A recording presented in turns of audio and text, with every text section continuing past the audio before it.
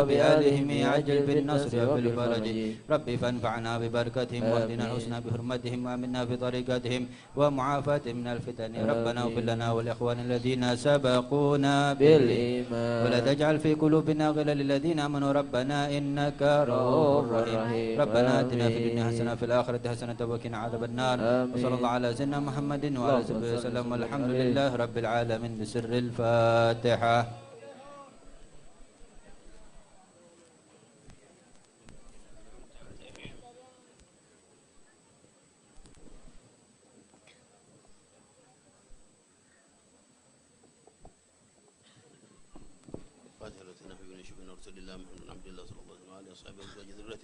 وتابع إخواننا من المجال رسالتنا وبكلنا وثمنكم وما آل بيت رسول الله صلى الله عليه وسلم وهجر الله رسولنا عليه الصلاة والسلام الله عليكم سيدنا محمد بن علي ما لنا من جميع سادتنا وما علينا شيخنا غشم رحمه الله وما إلى أسلافنا الصالحون وما على محمد علي بن حسين الحبشي ما شيخنا وأبانا وأنا سيدنا محمد علي بن حسين الحبشي وأبانا وأسلافنا وشيخنا فلحضرة النبي محمد الفاتحة.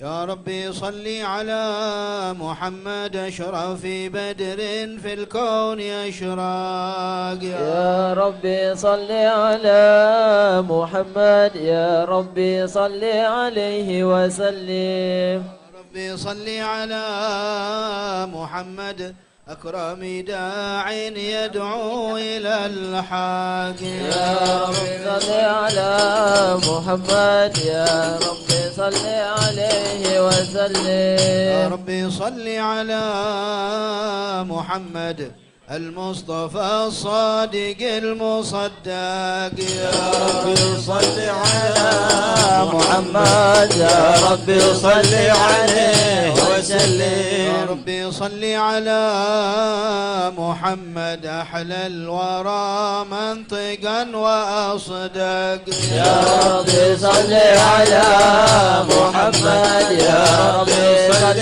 عليه وسلم يا ربي صل على محمد أفضل من بالتقى تحقق يا ربي صل على محمد يا ربي صل عليه وسلم يا ربي صل على محمد من بالسخاء والوفاء تخلق يا ربي صل على محمد يا ربي صل عليه وسلم يا ربي صل على محمد واجمع من الشمل ما تفرق يا ربي صل على محمد يا ربي صل عليه وسلم يا ربي صل على محمد وصلح وسهل ما قد تعوق يا ربي صل على محمد يا ربي صل عليه وسلم يا ربي صل على محمد وافتح من الخير كل مغلق يا ربي صل على محمد يا ربي صل عليه وسلم يا ربي صل على محمد وآله ومن بالنبي تعلق يا ربي صل على محمد يا ربي صل عليه وسلم يا ربي صل على محمد وآله ومن للحبيب يعشق يا ربي صل على محمد يا ربي صل عليه وسلم يا ربي صل على محمد ومن بحبل النبي توثق يا ربي صل على محمد يا ربي صل عليه وسلم يا ربي صل على محمد يا ربي صل عليه وسلم يا ربي صل على محمد يا ربي صل عليه وسلم اللهم صل وسلم وبارك عليه وعلى آله اللهم صل وسلم وبارك عليه. بسم الله الرحمن الرحيم. إنا فتحنا لك فتحا مبينا ليغفر لك الله ما تقدم من ذنبك وما تأخر ويتم نعمته عليك ويهديك صراطا مستقيما وينصرك الله نصرا عزيزا. لقد جاءكم رسول من أنفسكم عزيز عليه ما عنتم حريص عليكم بالمؤمنين رؤوف رحيم. يا رحيم. فإن تولوا فقل حسبي الله لا إله إلا هو عليه توكلت وهو رب العرش العظيم. إن الله وملائكته يصلون على النبي يا أيها الذين آمنوا صلوا عليه وسلموا تسليما. اللهم صل وسلم وبارك عليه وعلى آله.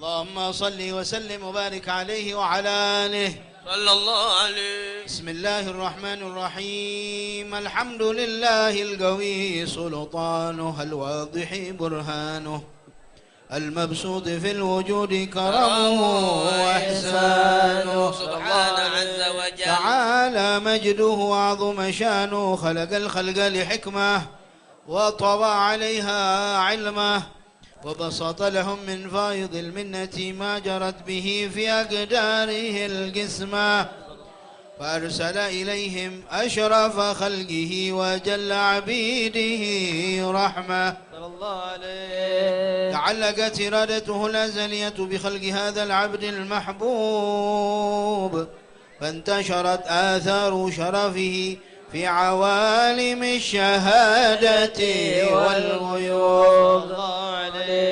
فما جل هذا المن الذي تكرم به المنان وما أعظم هذا الفضل الذي برز من حضرة الإحسان.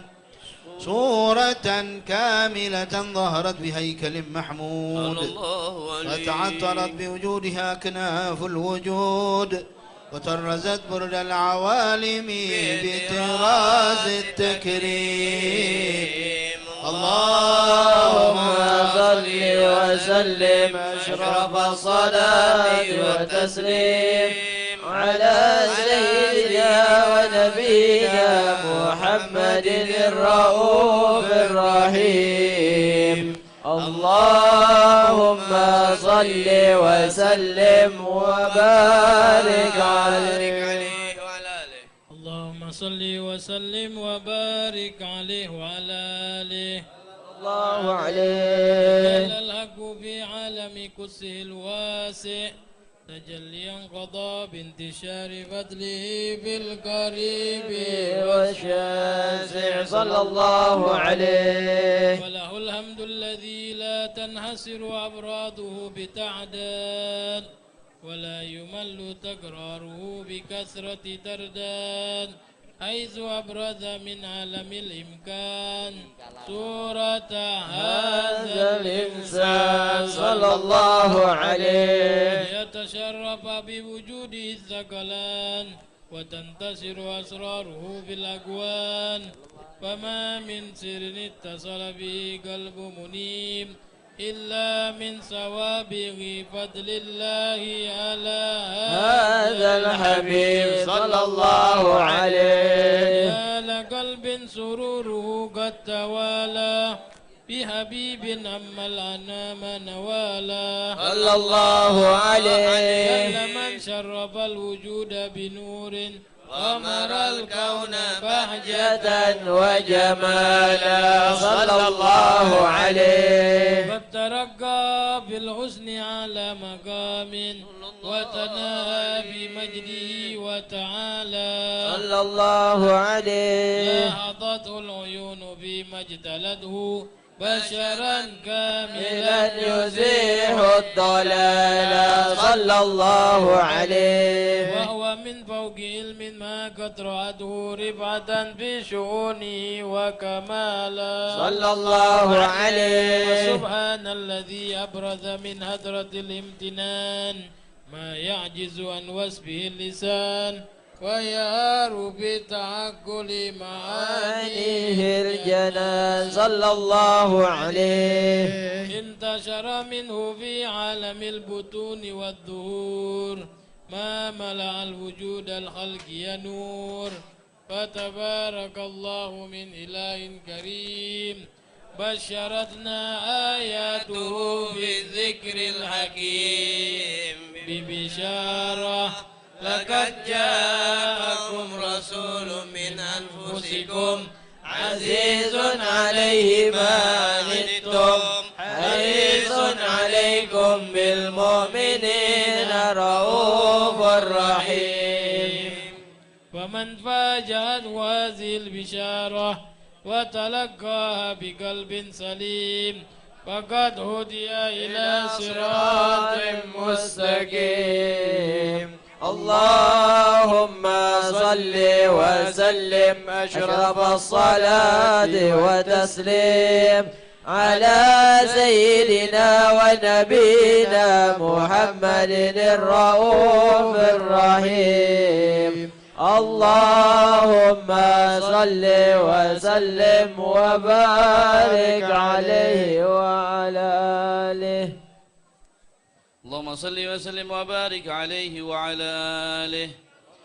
وأشهد أن لا إله إلا الله وحده لا شريك له شهادة يعرب بها اللسان عما تضمنه الجنان من التصديق بها والإذعان صلى الله عليه. تثبت بها في الصدور من الإيمان قواعده وتلوه على أهل اليقين من سر ذلك الإذعان والتصديق شواهده. صلى الله عليه. وأشهد أن سيدنا محمد العبد الصادق في قوله وفعله والمبلغ عن الله ما أمره بتبليغه لخلقه من فرضه ونفله. صلى الله عليه. عبد أرسله الله للعالمين بشيرا ونظيرا فبلغ الرسالة وأدى الأمانة وهدى الله به من الأمة بشرا كثيرا فكان في ظلمة الجهل للمستبصرين سراجا وقمرا منيرا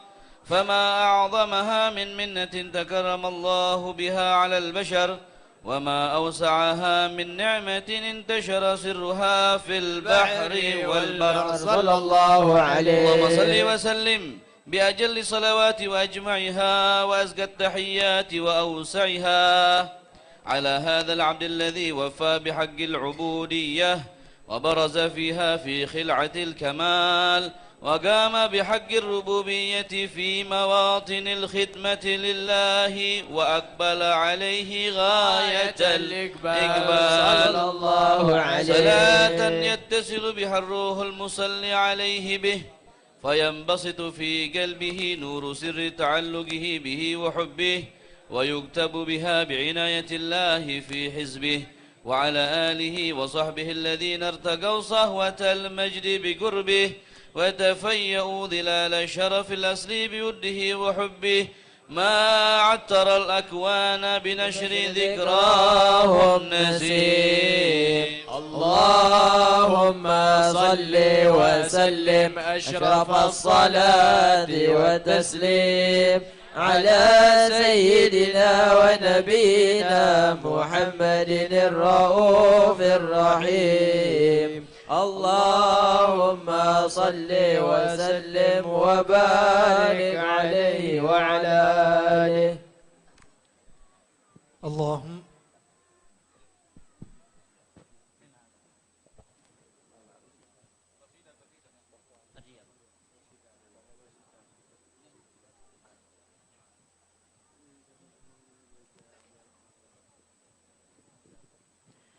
شيل الله يا شيخ أبو بكر شيل الله يا عالي القدر شيل الله يا ذي سكن عينات الغارة يا عالي القدر شيل الله يا شيخ أبو بكر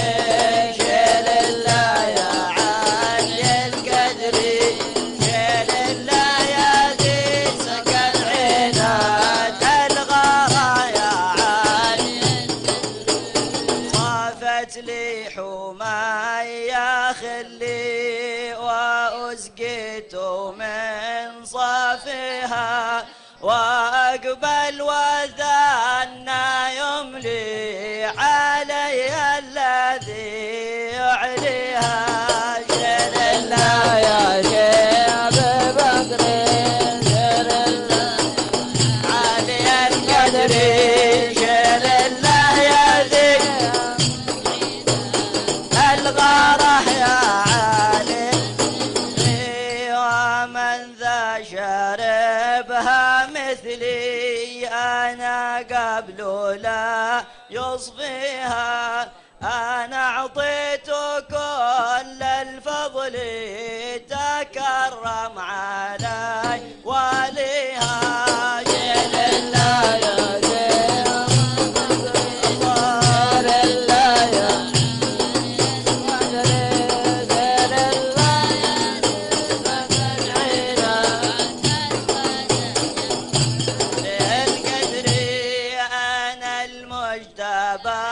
بين أهلي وشفعت في عصيها أنا أعزل ناذي واللي أنا شيخها قاطيها شر الله يا شيخ شر الله يا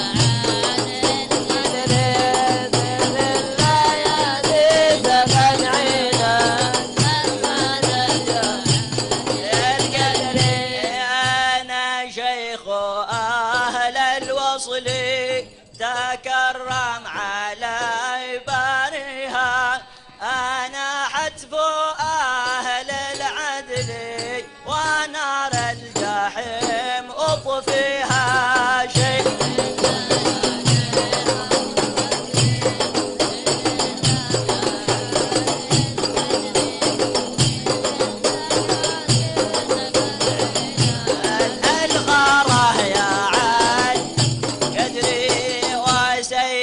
ودرعي مجلي وعقب على تاليها فمن كان ينكر فعلي يجرب وانا حاميها شر الله يا شيخ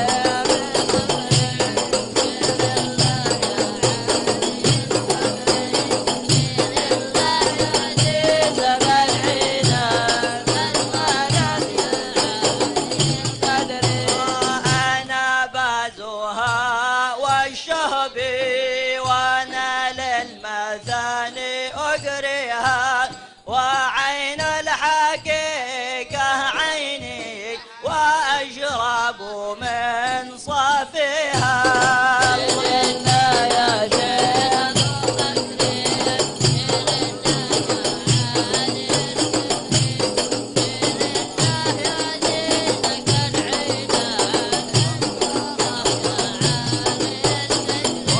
فخر الوجود فخري أبو بكر اللي يحميها فقد طاب فيها أصلي وأنا للفروع أغذيها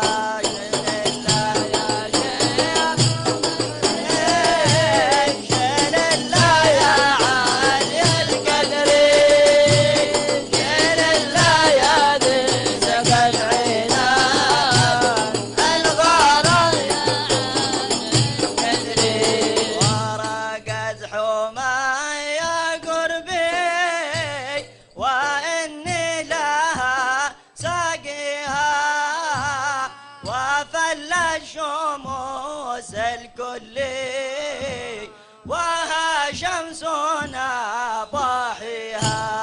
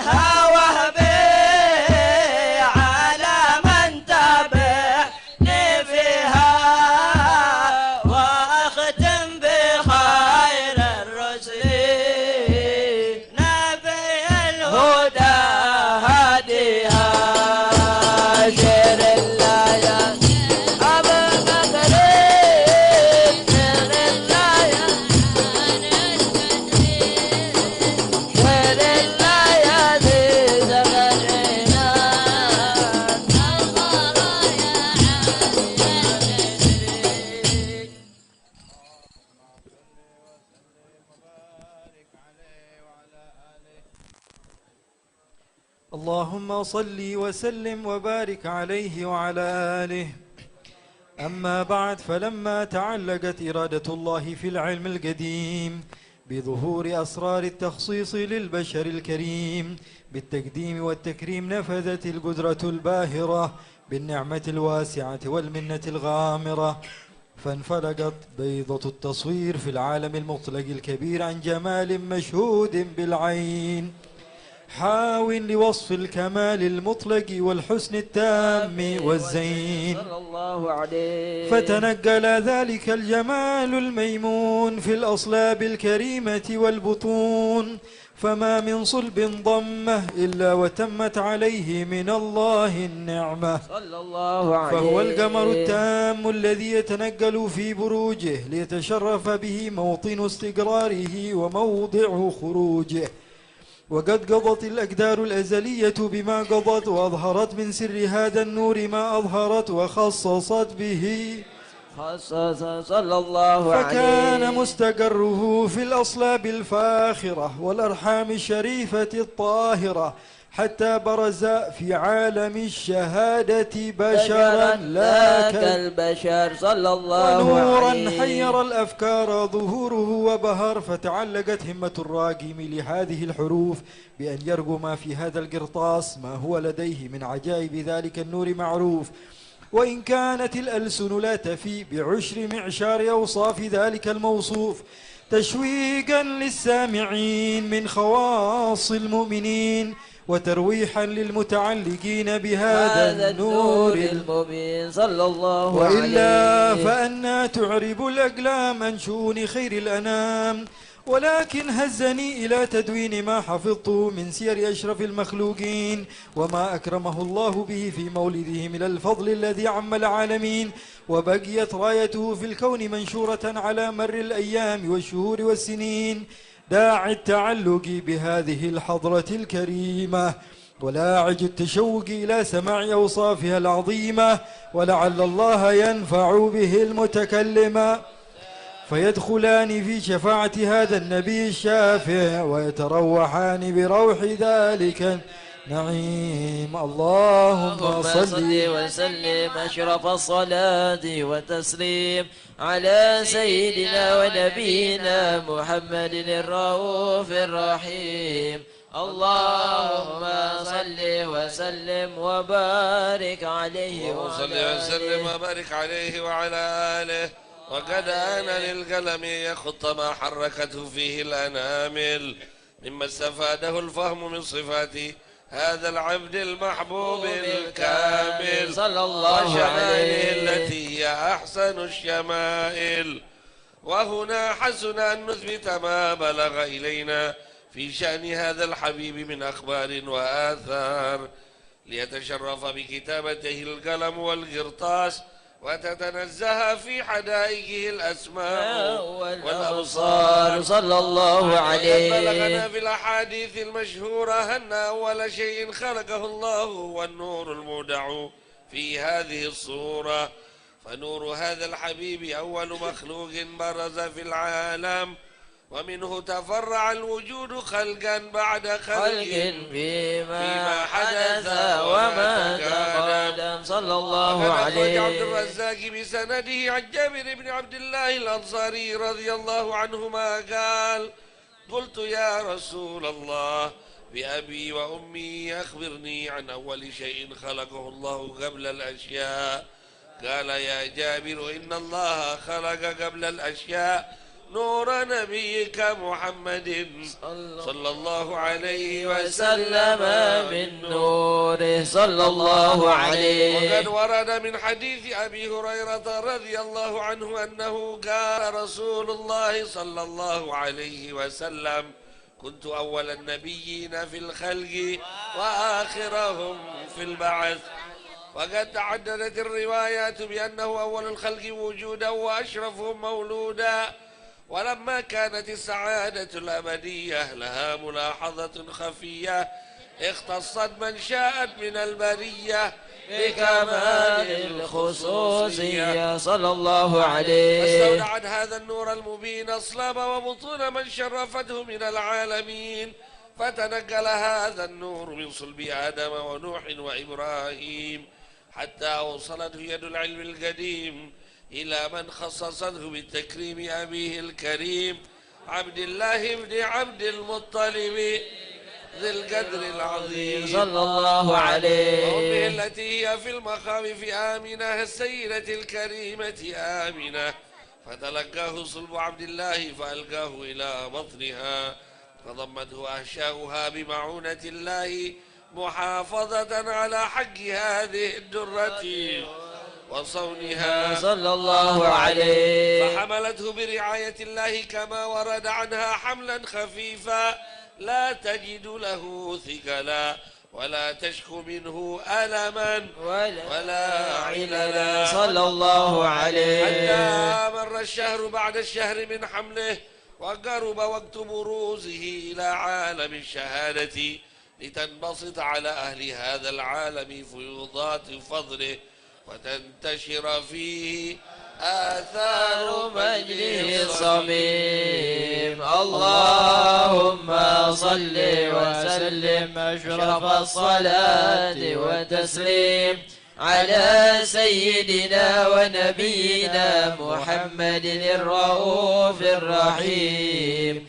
اللهم صل وسلم وبارك عليه اللهم صل وسلم وبارك عليه وعلى آله صلى الله عليه. ومنذ علقت به هذه الدرة المكنونة والجوهرة المسونة والكون كله يصبح ويمسي في سرور وابتهاج صلى الله عليه. بظهور إشراك هذا السراج والعيون متشوفة إلى بروزه متشوقة إلى التقاط جواهر كنوزه صلى الله عليه. ودابة لقريش نطقت بفصيح العبارة معلنة بكمال البشارة وما من حامل حملا في ذلك العام إلا أتت في حملها بغلام من بركات وسعادة هذا الإمام صلى الله عليه. الأرض والسماوات متضمخة بعطر الفرح بملاقاة أشرف البريات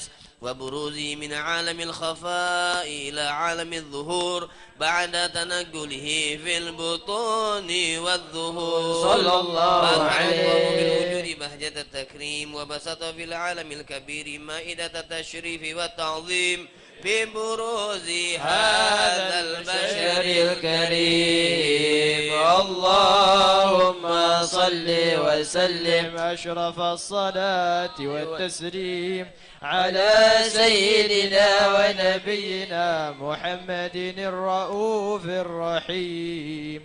اللهم صل وسلم وبارك عليه وعلى آله.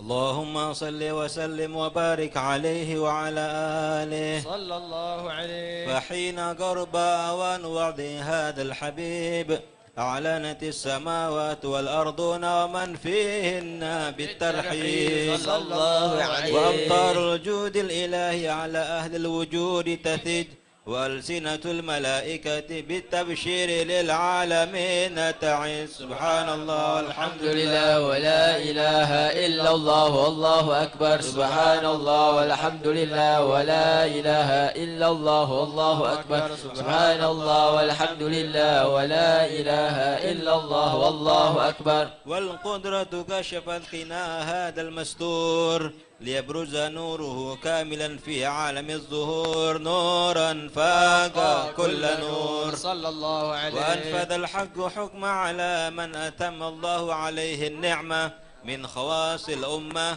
أن يحضر عند وضعه أمة تأنيسا لجنابها المسعود ومشاركة لها في هذا السمات الممدود صلى الله عليه. وحضرت بتوفيق الله سيدة مريم وسيدة آسيا ومعهما من الحور العين من قسم الله له من الشرف بالقسمة الوافية فأتى الوقت الذي رتب الله على هدوره وجود هذا المولود فانفلق صبه الكمال من النور عن عمود وبرز الحامد المحمود مذعنا لله بالتعظيم والسجود. الله عليه وسلم. صلى الله على محمد.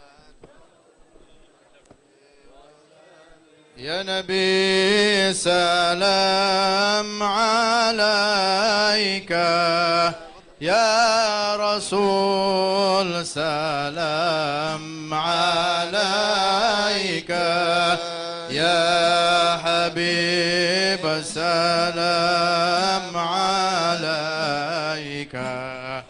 صلوات الله عليك يا نبي سلام عليك، يا رسول سلام عليك، يا حبيب سلام عليك. صلوات الله عليك. أشرق الكون ابتهاجا بوجود المصطفى أحمد، ولأهل الكون أنس وسرور قد تجدد. يا نبي سلام عليك، يا رسول سلام عليك، يا حبيب سلام عليك. صلوات الله عليك. فطربوا يا أهل المثاني، فهزار اليمن غرت، واستضيئوا بجمال فاق في الحسن تفرد. يا نبي سلام عليك، يا رسول سلام عليك، يا حبيب سلام عليك. صلوات الله عليك. ولنا البشرى بسعد مستمر ليس ينفد، حيث أوتينا عطاء جمع الفخر المؤبد. يا نبي سلام عليك، يا رسول سلام عليك، يا حبيب سلام عليك. صلوات الله عليك. الله عليك يا نبي الله، صلى الله عليك يا نبي الله، يا جد الحسن والحسين. صلى الله عليك يا نبي، صلى الله عليك يا نبي، صلى الله عليك يا نبي، يا جد الحسن والحسين. صلى الله عليك يا نبي.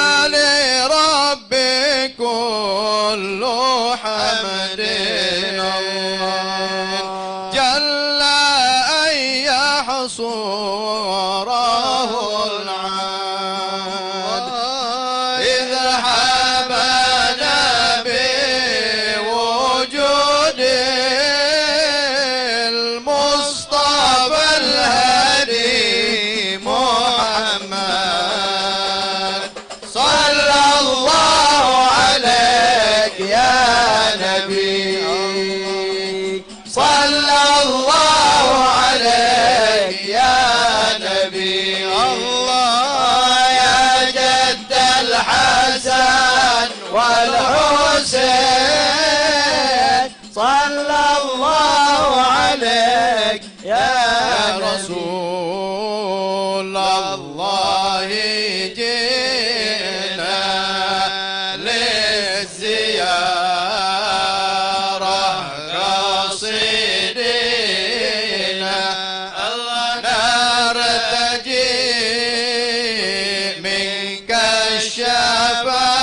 الشفاعة عند رب العالمين يا رسول الله جئنا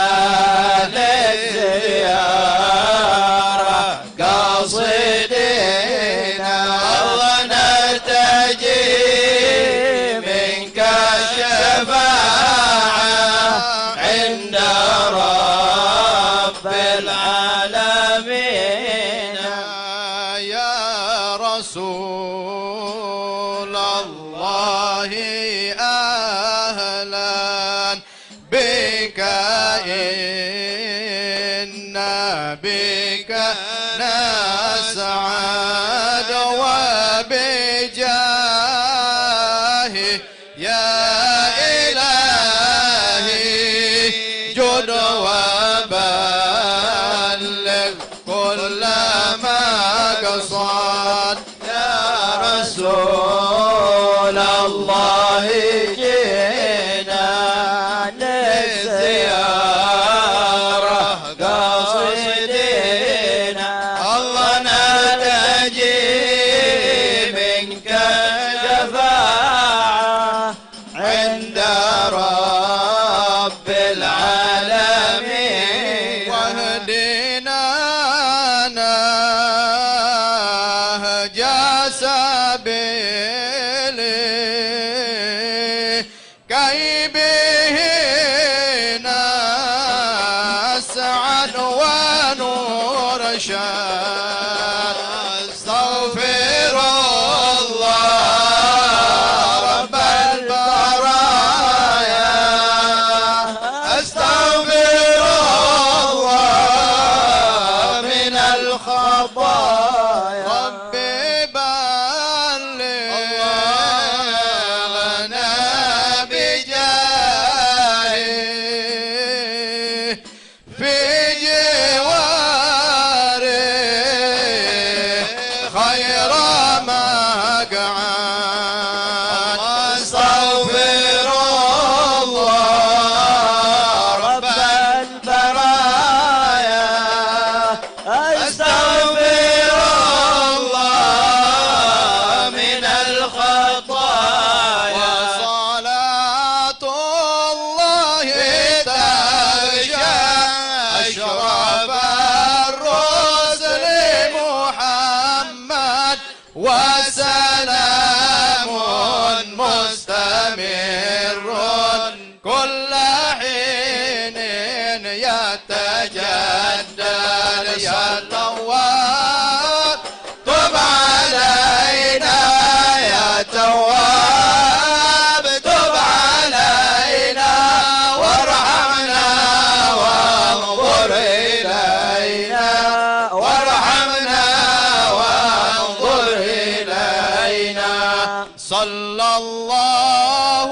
على محمد صلى الله عليه وسلم صلى الله على محمد يا ربي صل وسلم صلى الله على محمد صلى صلى الله عليه وسلم صلى الله على محمد يا ربي صل وسلم.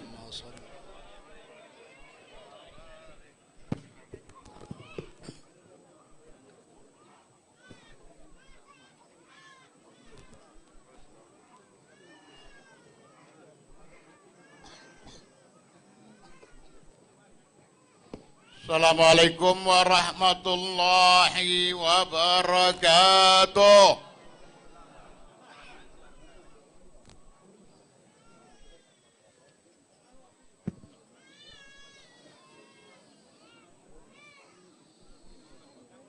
Di hadapan kita ada 5 anak yang akan diresmikan namanya, yang telah dimupakati oleh kedua orang tuanya, disetujui oleh jid dan jidahnya dengan nama yang baik, sesuai dengan petunjuk Rasulullah. Qala Rasulullah sallallahu alaihi wasallam, innakum tud'auna yawmal qiyamah bi asma'ikum wa asma'i abaikum fa ahsinu asma'akum. Sesungguhnya kalian kelak di hari kiamat akan dipanggil dengan nama-nama kalian dan nama orang tua kalian, maka perbaguskanlah nama-nama kalian. Alhamdulillah, 5 anak ini semuanya dengan nama yang bagus. Pertama, Muhammad Aidrus bin Muhammad Fikri Shihab, dan yang kedua Ahmad Muhsin bin Syarif Ali bin Zain bin Muhsin bin Syekh Abi Bakar bin Salim, dan yang ketiga Umar Mahbar bin Abdurrahman Marzak, dan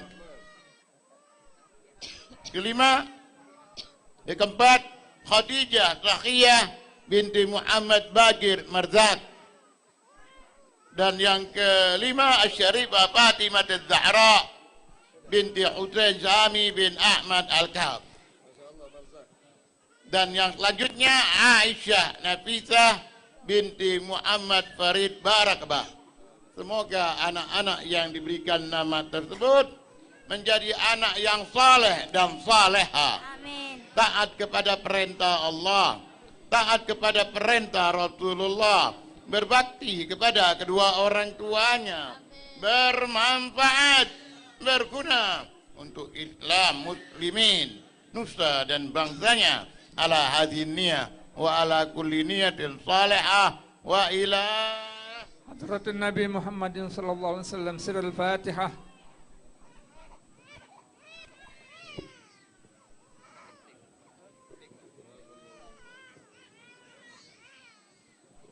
نسألك بحق فاطمة وأبيها وبعلها وبنيها وأمها وأخيها، نسألك يا الله تبارك فينا وفي أولادنا ولا تضرهم، وفقنا وإياهم ورزقنا برهم، اللهم بارك فينا وفي أولادنا ولا تضرهم، وفقنا وإياهم ورزقنا برهم، اللهم بارك فينا وفي أولادنا ولا تضرهم، وفقنا وإياهم ورزقنا برهم. ربنا هب لنا من أزواجنا وذرياتنا قرة أعين واجعلنا للمتقين إماما. ربنا آتنا في الدنيا حسنة في الآخرة حسنة وقنا عذاب النار. وصلى الله على سيدنا محمد النبي الأمي والحمد لله رب العالمين.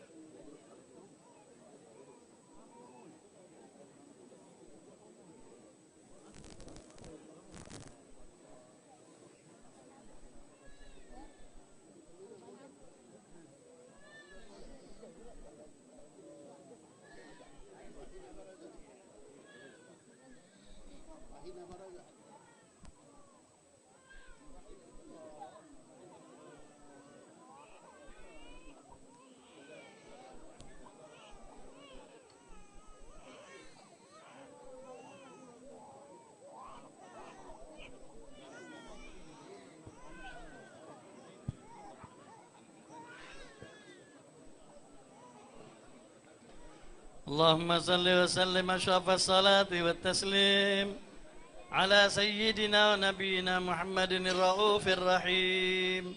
اللهم صل وسلم وبارك عليه وعلى آله وصحبه.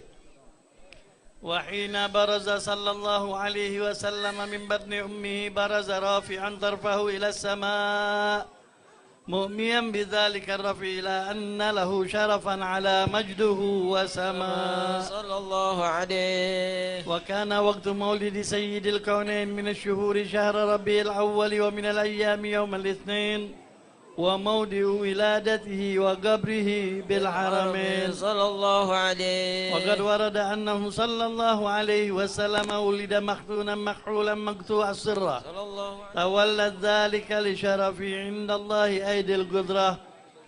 ومع بروزه إلى هذا العالم ظهر من العجائب ما يدل على أنه أشرف المخلوقين وأفضل الحبائب صلى الله عليه.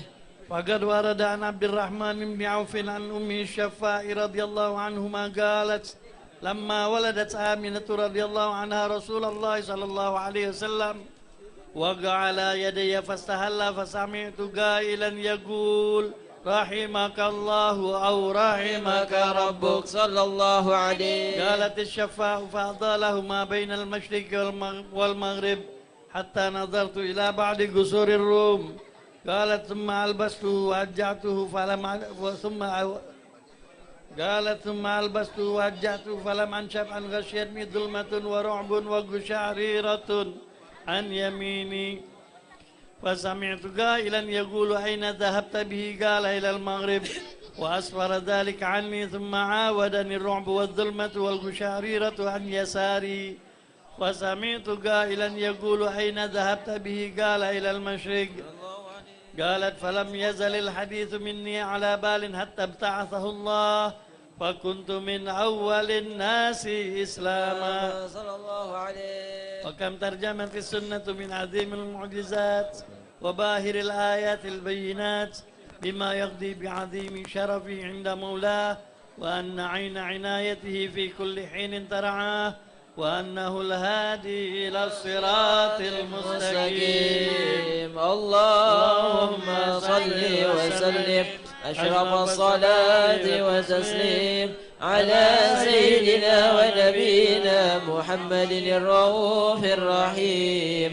اللهم صل وسلم وبارك عليه وعلى آله. اللهم صل وسلم وبارك عليه وعلى آله. وحيث تشرفت الأسماء بأخبار هذا الحبيب المحبوب وما حصل له من الكرامة في عوالم الشهادة والغيوب صلى الله عليه. تحركت همة المتكلم إلى نشر محاسن خلق هذا السيد وأخلاقه ليعرف السامع ما أكرم الله به من الوصف الحسن والخلق الجميل الذي خصته به عناية خلاقه فليقابل السامع ما أمليه عليه من شريف الأخلاق بأذن واعية فإنه سوف يجمعه من أوصاف الحبيب على الرتبة العالية فليس يشابه هذا السيد في خلقه وأخلاقه بشر ولا يقف أحد من أسرار حكمة الله في خلقه وخلقه على عين ولا أثر فإن العناية الأزلية تبانه على أخلاق سنية وأقامته في سورة حسنة بدرية صلى الله عليه. فلقد كان صلى الله عليه وسلم مربوع القامة أبيض الله مشربا بحمرة واسع الجبين حسنه شعره بين الجمة والوفرة صلى الله عليه. وله الاعتدال الكامل في مفاصله وأطرافه والاستقامة الكاملة في محاسنه وأوصافه لم يأتي بشر على مثل خلقه في محاسن نظره وسمعه ونطقه صلى الله عليه. قد خلق الله على أجمل سورة فيها جميع المحاسن محصورة وعليها مكسورا صلى الله عليه. إذا تكلم نثر من المعارف والعلوم نفائس الدرر ولقد أوتي من جوامع الكلم ما عجز عن الاتيان بمثله مصاغ البلغاء من البشر صلى الله عليه. تتنزه العيون في حدائق محاسن جماله فلا تجد مخلوقا في الوجود على مثاله صلى الله عليه. سيد ضحك التباسم والمشي ونومه الإفاء ما سوى خلقه النسيم ولا غير محياه الروضات الغناء رحمة كله حزم وعزم ووقار وعصمة وحياء معجز القول والفعال كريم الخلق والخلق مقسط مقطاء صلى الله عليه. وإذا مشى فكأنما ينحت من صباب فيفوت سريع المشي من غير خباب فهو الكنز المتلزم الذي لا يأتي على فتح باب أوصافه مفتاح والبدر التم الذي يأخذ الألباب إذا تخيلته أو سناه لها لا حبيب يغار البدر من حسن وجهه تحيرت الألباب في وصف معناه فماذا يعرب القول عن وصف يعجب الواصفين أو يدرك الفهم معنى ذات جلت أن يكون لها في وصفها مشارك أو قرين صلى الله عليه. كملت محاسنه فلو أهدى السنة للبدر عند تمامه لم يخسفي وعلى تفانن وصفه بوصفه يفنى الزمان وفيه ما لم يوصف صلى الله فما عليه. أجل قدره العظيم وأوسع فضله العميم اللهم صل وسلم أشرف الصلاة وتسليم على سيدنا ونبينا محمد الرؤوف الرحيم. اللهم صل وسلم وبارك عليه وعلى آله. اللهم صل وسلم وبارك عليه وعلى آله وصحبه. الله عليه. ولقد اتصف صلى الله عليه وسلم من محاسن الأخلاق بما تضيق عن كتابته البطون الأوراق. كان صلى الله عليه وسلم أحسن الناس خلقا وخلقا صلى الله وأولهم إلى مكارم الأخلاق سبقا وأوسعهم بالمؤمنين حلما ورفقا صلى الله عليه. بر الرؤوف لا يقول ولا يفعل إلا معروفا له الخلق السهل واللفظ المحتوي على المعنى الجزل إذا دعاه المسكين وأجابه إجابة معجلة وهو الشفيق الرحيم باليتيم والأرملة وله مع سهولة الأخلاق هيبة القوية التي ترتعد منها فرائس الأكوياء من البرية ومن نشر طيبه تعطرت الطرق والمنازل وبعرف ذكره تطيبت المجالس والمحافل صلى الله عليه. وهو صلى الله عليه وسلم جامع الصفات الكمالية صلى الله والمنفرد عليه. في خلقه وخلقه بأشرف خصوصية وما من خلق في البرية محمود إلا وهو متلقى عن زين الوجود صلى الله عليه. أجملت في وصف الحبيب وشأنه وله العلا في مجده ومكانه أوصاف عز قد تعالى مجدها أخذت على نجم السها بعنانه صلى الله عليه. وقد انبسط الكلام في تدوين ما أفاده العلم من وقائع مولد النبي الكريم وحكاية ما أكرم الله به هذا العبد المقرب من التكريم والتعظيم والخلق العظيم صلى الله عليه. وحسن مني أن أمسك أعنة الأقلام في هذا المقام وأقرأ السلام على سيد الأنام.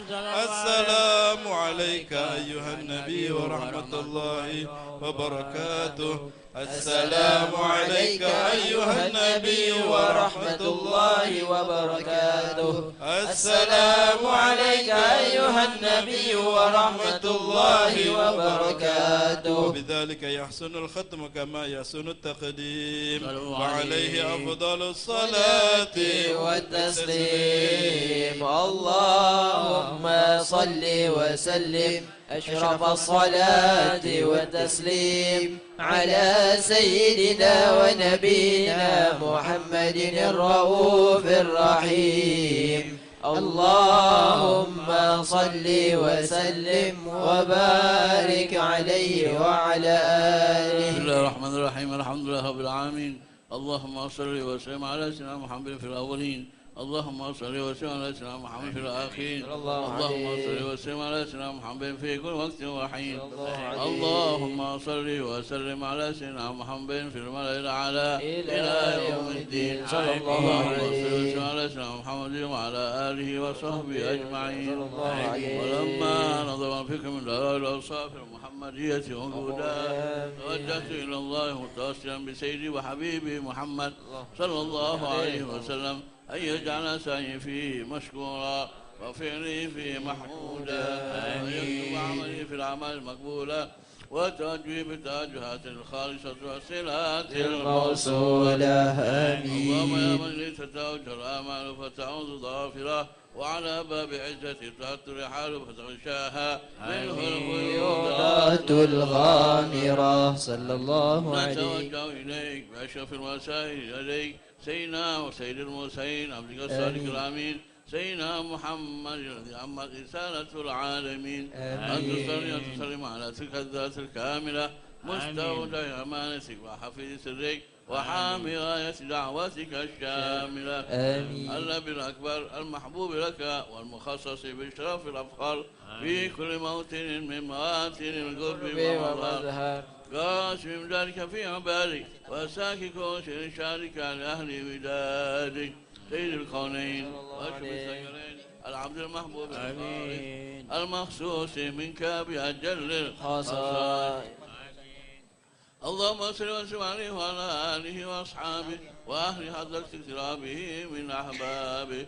اللهم إنا نقدم لك جاه هذا النبي الكريم ونستغفرك بشرف مقام عظيم أن تلاحظنا في حركاتنا وسكناتنا بعين عنايتك، وأن تحفظنا في جميع أطوارنا وتقلباتنا بجميع رعايتك وحصين وقايتك. آمين. وأن تبلغنا من شرف القرب إليك وإلى هذا الحبيب غاية آمالنا. آمين. وتتقبل منا ما تحركنا فيه من نياتنا وأعمالنا. آمين. وتجعلنا في حضرة هذا الحبيب من الحاضرين. آمين. وفي تراك اتباعه من السالكين. آمين. وحقك وحقه من المؤدين ولأهلك من الحافظين. اللهم إنا نطمع في رحمتك الخاصة ولا تحرمنا، وادعونا جميعا يا وسيلتنا إليك فلا تخيبنا. آمين. آمنا بك برسولك وما جاء به من الدين. آمين. وتوجهنا به إليك مستشفعين أن تقابل المذنب منا بالغفران والمسيء بالإحسان والسائل بما سأل والمؤمل بما أمل. وجعلنا من نصر هذا الحبيب ووازره وظاهره. وعم ببركته وشريف جهته أولادنا ووالدينا ووالينا وجميع المسلمين والمسلمات والمؤمنات في جميع الجهات. وأدم غاية الدين خوي في جميع الأوطان منشورة، ومعالم الإسلام والإيمان بأهلها معمورة معنى وسورة. آمين. المكروبين واكشف اللهم كربة المكروبين، واكشف اللهم كربة المكروبين، واقضي دين المدينين، واغفر للمذنبين، وتقبل توبة التائبين. وانشر رحمتك على عبادك المؤمنين أجمعين. واكفي شر المعتدين والظالمين، واكفي شر المعتدين والظالمين، واكفي شر المعتدين والظالمين. واكفي عن ذات الحق بجميع النواهي والأقطار. وأيدهم بتأييد من عندك وانصرنا على المعاندين من المنافقين والكفار. واجعلنا يا رب بالحسن الحسين من جميع البلايا واجعلنا يا رب بالحسن الحسين من جميع البلايا واجعلنا يا رب بالحسن الحسين من جميع البلايا آمين وبالهجر المكين من الذنوب والخطايا آمين وأدمنا في الأعمال بطاعتك وصدق في خدمتك القائمين وإذا توفيتنا فتوفنا مسلمين مؤمنين واختم لنا منك بخير أجمعين وصل وسلم على هذا الحبيب المحبوب للأجسام والأرواح والقلوب وعلى آله وصحبه ومن إليه منسوب وآخر دعوانا أن الحمد لله رب العالمين سبحان ربك رب العزة عما يصفون وسلام على المرسلين والحمد لله رب العالمين. الفاتحة.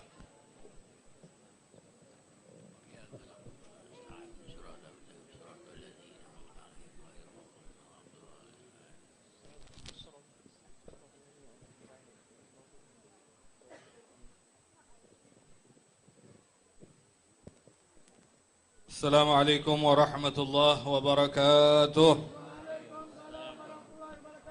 الحمد لله العظيم المنان ولي الإحسان المتفضل على عباده بدون امتنان، والصلاة والسلام على سيدنا وحبيبنا وشفيعنا وقرة أعيننا ومولانا محمد خير ولد عدنان وعلى آله وصحبه ومن والاهم بإحسان من يومنا هذا إلى يوم نصب الميزان. أما بعد، ولقد قال الله تعالى في كتابه الكريم: ألا إن أولياء الله لا خوف عليهم ولا هم يحزنون الذين آمنوا وكانوا يتقون لهم البشرى في الحياة الدنيا وفي الآخرة لا تبديل لكلمات الله ذلك هو الفوز العظيم. وقال تعالى: إن الذين قالوا ربنا الله ثم استقاموا تتنزل عليهم الملائكة ألا تخافوا ولا تحزنوا وأبشروا بالجنة التي كنتم توعدون. فقال نبينا محمد صلى الله عليه وآله وصحبه وسلم: إن أبدال أمتي لا يدخلون الجنة بكثرة صلاة ولا صيام ولا صدقة، ولكن بسلامة الصدور وسخاوة النفوس والرافة بالمؤمنين. صدق الله العظيم وصدق رسوله النبي الوفي الكريم، ونحن على ذلك من الشاهدين والشاكرين، والحمد لله رب العالمين. معاشر الحاضرين، معاشر الحبائب الكرام، معاشر الأساتذة الأعزاء والحاضرين رحمكم الله. Atas nama keluarga besar Al-Habib Al-Marhum Ad-Da'i ilallah Al-Ustadz Muhammad bin Hamid bin Syekh Abi Bakar bin Salim, kami mengucapkan ahlan wa sahlan bikum wa bihudurikum kami mengucapkan ahlan wa sahlan atas kehadiran antum semua dalam acara yang kita hadiri pada saat ini bersama, yaitu peringatan haul atas almarhum Al-Ustadz Ad-Da'i ilallah Muhammad bin Hamid bin Syekh Abu Bakar bin Salim, nafa'anna Allahu bihi wa bi'ulumihi fid darain amin. Wasaltum fajtama'tum wattasaltum fakana alwaslu fa'idatul wusuli, نزلتم في منازلنا فزادت بكم شرفا تضاعف بالنزول. ألا يا مرحبا أهلا وسهلا بكم يا نسل طه والبطول. ونقول لكم ألف حيا بمن جاء بالكرام الأطايب، بنرحب بكم آلاف جنب يا حبائب، بركة المصطفى نكفي جميع المصايب. بنرحب باللي حاضر واللي كان غايب، كل من جاء إلى ذا الجمع ما رد خايب. نطلب الله يعطيكم جميع المطالب، بركة المصطفى شوفوه يا ما با يحاسب، في نهار القيامة سعفكم يا حبائب. معاشر الحبائب الkiram, sekali lagi kami mengucapkan atas nama keluarga besar dari almarhum sahibul haul ahlan wa sahlan terkhusus kepada para habaib yang telah hadir bersama kita pada saat ini, terutama terkhusus para habaib yang datang dari luar kota maupun yang berasal dari kota Palembang Darussalam. Kami tidak berpanjang lebar dan kami sebagai pembawa acara ingin sedikit menyampaikan susunan acara kita pada saat ini, yaitu yang insya Allah dari awal acara kita bersama telah menghadiri satu demi satu dan kita lewati, yaitu pembacaan kitab Salaf Saleh dan dilanjutkan dengan qiraat Yasin wa Tahlil dan juga dilanjutkan dengan pembacaan sejarah Maulid Nabi Muhammad sallallahu alaihi wasallam dari kitab Maulid Al-Habsyi, kitab Maulid Simtud Durar, dan alhamdulillah satu demi satu kita telah lewati bersama. Dan selanjutnya adalah insyaallah kita akan sama-sama mendengarkan secara singkat manaqib dari sahibul haul, yaitu Al-Habib Muhammad bin Hamid bin Syekh Abu Bakar bin Salim, yang insyaallah akan disampaikan oleh cucu beliau, yaitu As-Sayyid Muhammad Salim bin Ahmad bin Abdurrahman Al-Idrus, dan insyaallah dilanjutkan setelah itu dengan ceramah-ceramah agama. Namun sedikit kami ingin mengingatkan juga terkhusus kepada para hadirin saat ini yang hadir untuk sekali lagi tidak merekam ataupun menampilkan secara online langsung di media-media seperti Facebook, Instagram, terkhusus pelaksanaan acara kita pada saat ini.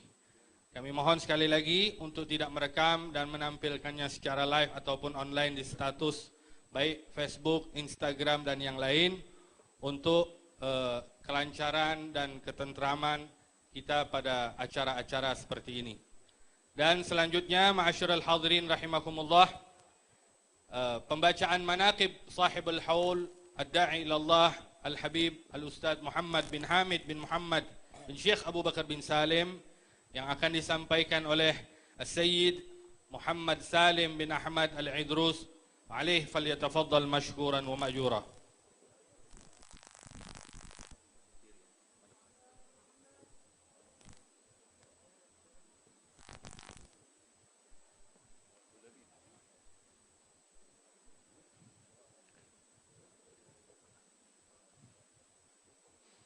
Assalamualaikum warahmatullahi wabarakatuh.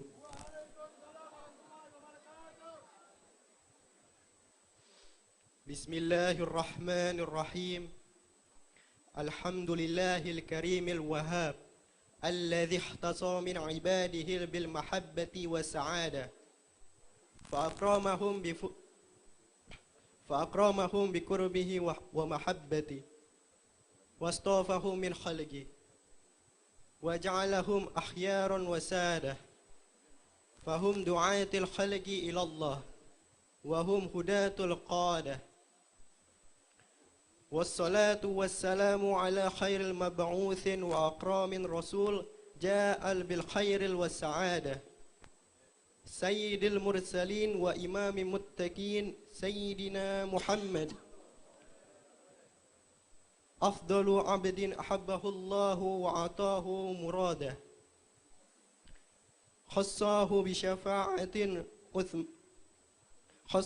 بشفاعة عظمى والمقام المحمود والدرجات العالية والوسيلة فيا لها من سعادة صلى الله عليه وعلى آله الكرام الأخيار القادة وأصحاب الأعلام وصابح الهدى والنجوم الوقادة وتابعهم بالإحسان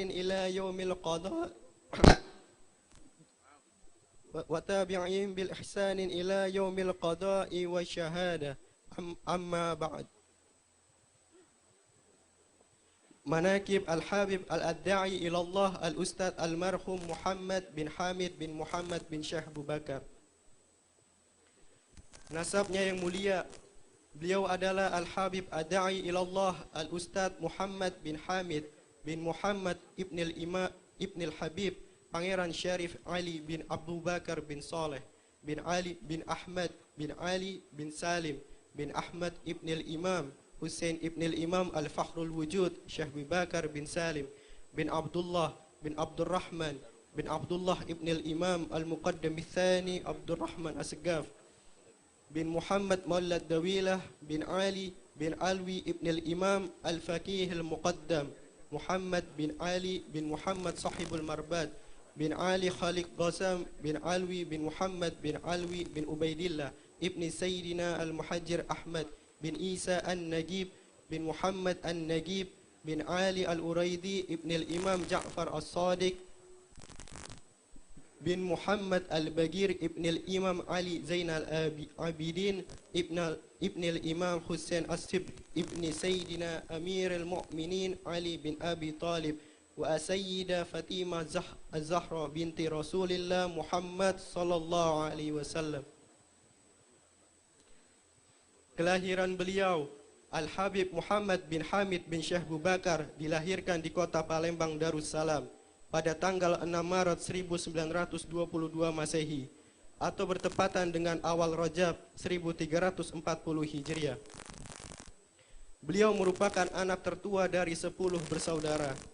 Ayah beliau adalah As-Sayyid Hamid bin Muhammad, anak dari Pangeran Syarif Ali bin Syekh Abu Bakar. Ayah beliau adalah seorang keturunan Rasulullah sallallahu alaihi wasallam yang sangat mencintai juga gemar mendengarkan dan menghadiri serta memuliakan majelis taklim dan pengajian-pengajian yang dihadiri oleh para ulama. Ayah beliau juga dikenal memiliki hubungan dekat dengan Al-Habib Al-Allamah Salim bin Ahmad bin Jindan. Sedangkan ibu beliau adalah seorang wanita yang solehah bernama Syarifah Zainah binti Abdullah Al-Kaf.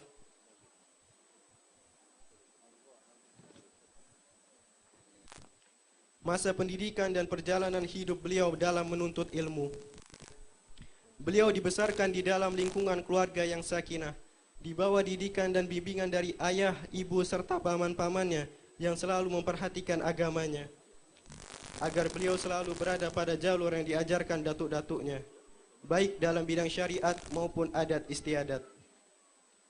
Memasuki masa diniyah awaliyah, beliau disekolahkan di sebuah madrasah diniyah bernama Al-Ihsan, yang merupakan cabang dari Robitoh Alawiyah Jakarta, yang berdiri pada tahun 1902 Masehi dan mempunyai tenaga pengajar yang profesional di bawah asuhan kepala sekolahnya, yaitu Al-Habib Al-Alim Al-Ustadz Muhammad bin Husin bin Syahab.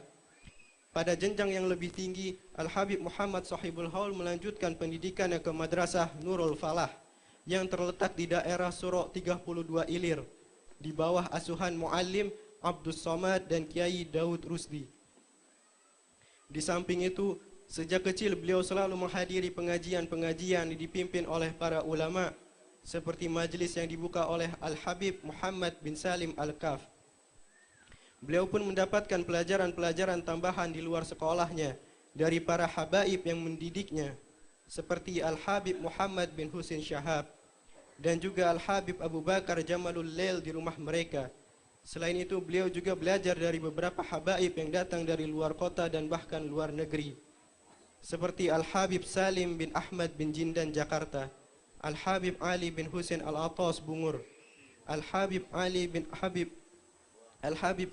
Abdurrahman Al-Habsyi Kuitang, juga dari para habaib lainnya.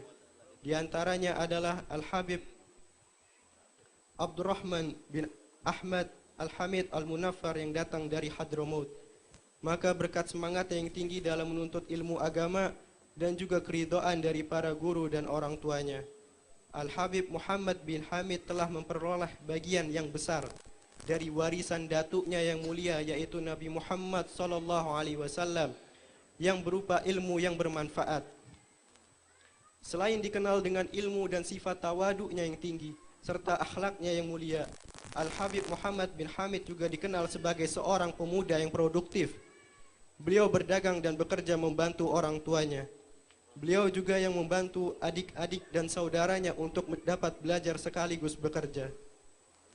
Sampai pada usianya yang cukup matang, tibalah saatnya bagi beliau untuk menjalankan sunnah Rasulullah SAW, yaitu menikah, tepatnya pada tahun 1943 Masehi. beliau menikah dengan seorang syarifah bernama Syarifah Maryam binti Abdullah bin Muhammad bin Syahbu Bakar yang merupakan anak dari pamannya. Dari pernikahan ini, beliau dikaruniai oleh Allah Subhanahu wa taala 6 orang anak. Kesemuanya tumbuh dan dibesarkan dalam pengawasan dan didikan beliau. Aktivitas beliau dalam berdakwah. Pada suatu hari, salah seorang gurunya berkata kepada Al-Habib Muhammad bin Hamid. Beliau adalah Al-Habib Ali bin Abu Bakar Al-Kaf. Beliau berkata, "Ya Muhammad, mulailah berdakwah, apalagi yang engkau tunggu?" Maka setelah beliau memantapkan niat dan bertekad ingin meneruskan perjuangan baginda Rasulullah, juga mengikuti perintah guru-gurunya, mulailah beliau menyampaikan risalah dan menunaikan amanah untuk berdakwah ilallah.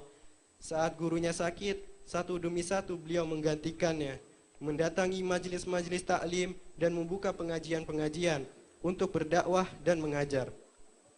Dengan lembut dan penuh kasih sayang serta kewibawaan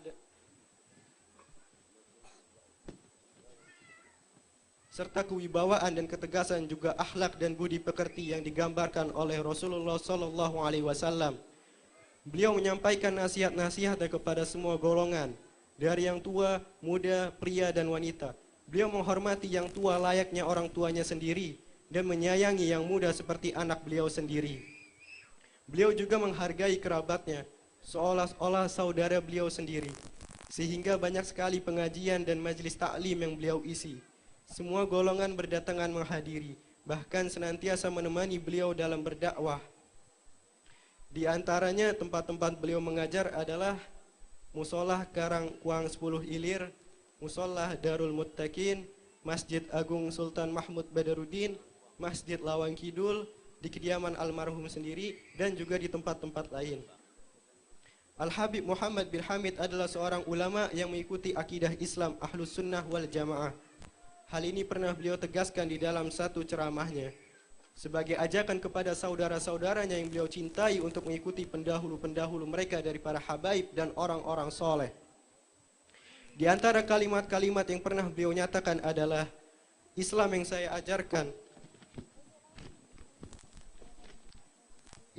ajarkan ini adalah berkat dari guru saya, dan guru saya belajar dari gurunya, dengan gurunya lagi, dan terus sampai kepada Rasulullah sallallahu alaihi wasallam.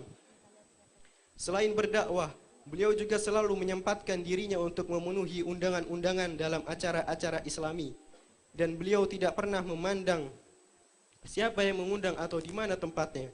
Selagi mampu, beliau selalu berusaha untuk mendatanginya.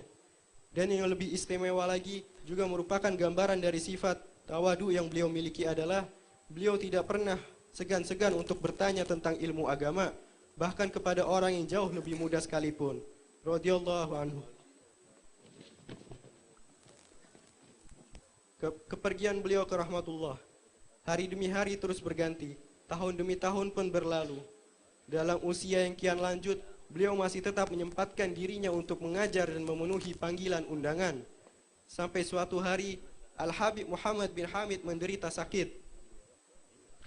Beberapa kali beliau menjalani perawatan, namun Allah berkehendak lain. Hampir setahun beliau mendapatkan perawatan dokter di rumahnya. Penyakit beliau pun tak kunjung membaik. Banyak orang yang datang menjenguk beliau yang terbaring di rumahnya, bertamu, bahkan bertanya tentang ilmu fikih, baik dari karib kerabat maupun murid-muridnya. Dan beliau pun tidak segan-segan untuk menjawab pertanyaan-pertanyaan yang diajukan. Beliau sangat sabar menghadapi penyakitnya, sehingga pernah beliau pingsan tak sadarkan diri karena menahan rasa sakit yang dideritanya. Dan setelah beliau sadar, beliau langsung bertanya, "Berapa lama saya tak sadarkan diri?" Setelah mengetahui jawabannya, beliau bergegas menyiapkan diri untuk menggodok sholatnya. Jika tidak mampu, beliau meminta diambilkan air wudhu atau bertayamum. Di dalam sakitnya, Al-Habib Muhammad bin Hamid sangat senang mendengarkan gosidah-gosidah yang dibawakan oleh anak-anaknya. Beliau pernah berkata kepada anaknya, Said Hamid An-Nagib, bahwa beliau sangat ingin sekali pergi berziarah ke Hadramaut untuk berziarah ke makam datu-datunya. Dan juga beliau meminta kepada anaknya Said Hamid An-Nagib untuk dibacakan kitab Tajul Arus karangan Al-Habib Ali bin Husain Al-Attas Bungur.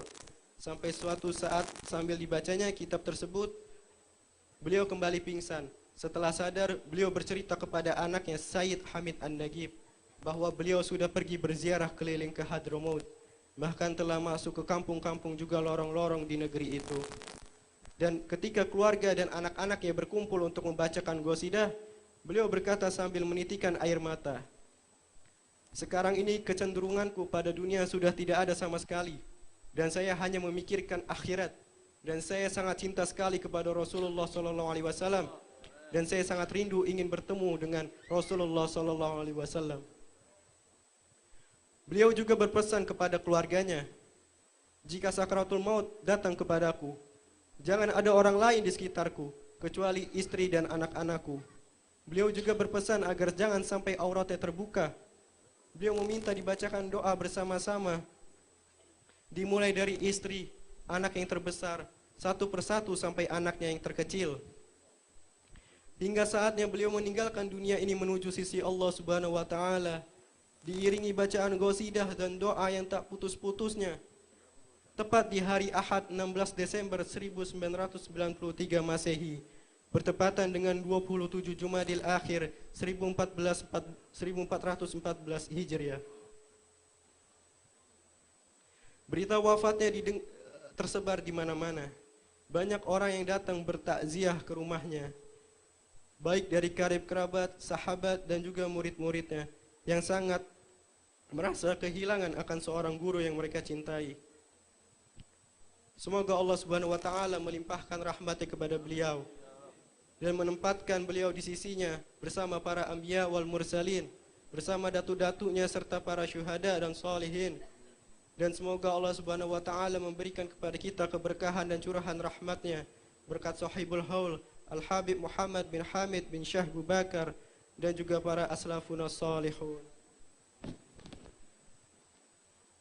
Rabbi fanfa'na bibarakatihim wahdina al-husna bihurmatihim wa amitna fi tariqatihim wa mu'afatin minal fitani bihaqqi rabbina ighfir lana wa li akhwanina alladhi sabaquna bil iman wa la taj'al fi qulubina ghillan lil ladzina amanu rabbana innaka ra'ufur rahim. Wa sallallahu ala sayyidina Muhammadin wa ala alihi wa sahbihi wa sallam walhamdulillahi rabbil alamin.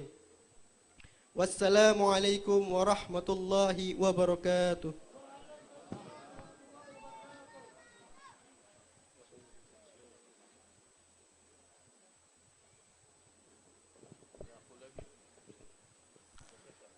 Alhamdulillah. Semoga apa yang telah kita dengarkan bersama daripada Anaqib Sahibul Haul bisa menjadi pelajaran untuk kita dan bagaimana caranya kita bisa mencontoh, mengikuti dan juga meneruskan apa yang telah menjadi tradisi terkhusus yang ada pada orang-orang tua dan orang-orang saleh terdahulu di kalangan kita para habaib di negeri Palembang Darussalam. Amin ya rabbal alamin. Selanjutnya ma'asyiral hadirin rahimakumullah para habaib, untuk menambah khidmat dan khusyuknya acara kita, mari kita dengarkan bersama mawa'idul hasanah yang insyaallah yang akan disampaikan beberapa habaib. Wabil khusus yang pertama kami mintakan kepada As-Sayyid Abdul Qadir bin Abdullah Segaf, dan selanjutnya kami mintakan kepada Sayyid Ali Zainal Abidin bin Faisal Al-Madihij, dan ditutup oleh Sayyid Hamid Naufal bin Alwi Al-Kaf. Kami minta kepada mereka para habaib untuk menyampaikan mawa'idul hasanah, namun mengingat waktu untuk tidak berlama-lama, karena insyaallah masih akan ditutup acara kita sebelum doa dengan kalimatut tarhib. Wa alaihim falyatafaddal mashkuran wa ma'jura.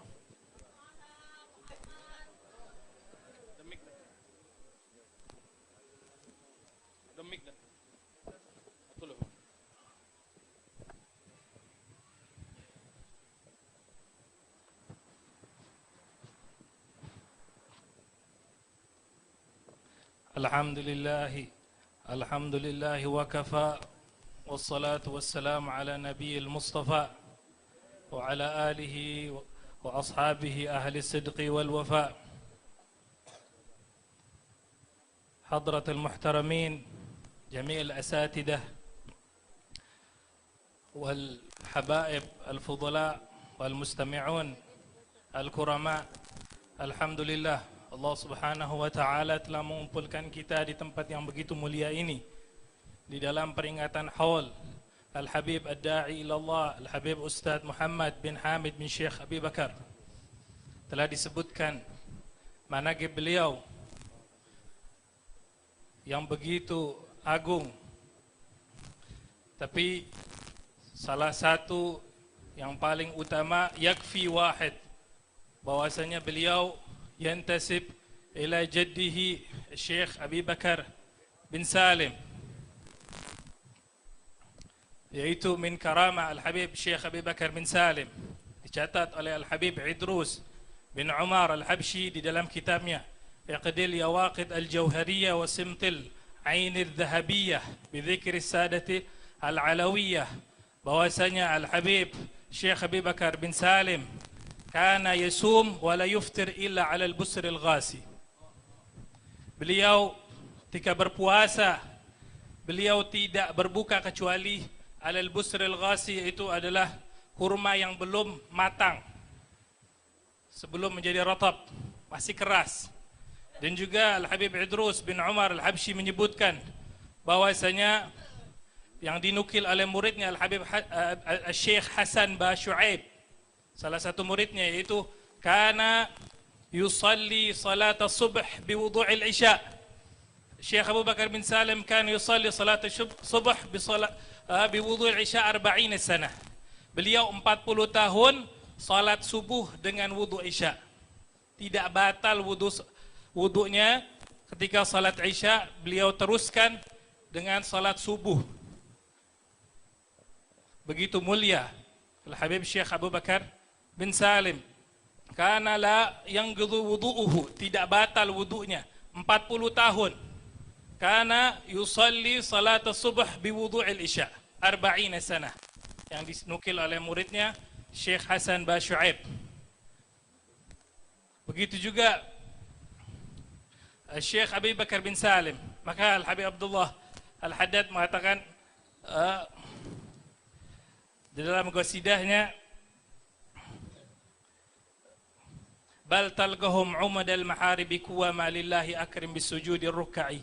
Maka akan kau temukan di malam hari mereka talqahum umudal maharib, seperti kayu mihrab berdiri, lillahi akrim bisujudi ruk'i, yatluna ayatil qur'ani tadabbura, lillahi akrim, dan seterusnya. Begitu juga Al-Habib Syekh Abu Bakar bin Salim, beliau juga termasuk orang yang mulazim 40 sana di Masjid Ba'isa di kota Lisek, salah satu tempat beliau awal dari kelahiran beliau, tempat beliau kecil.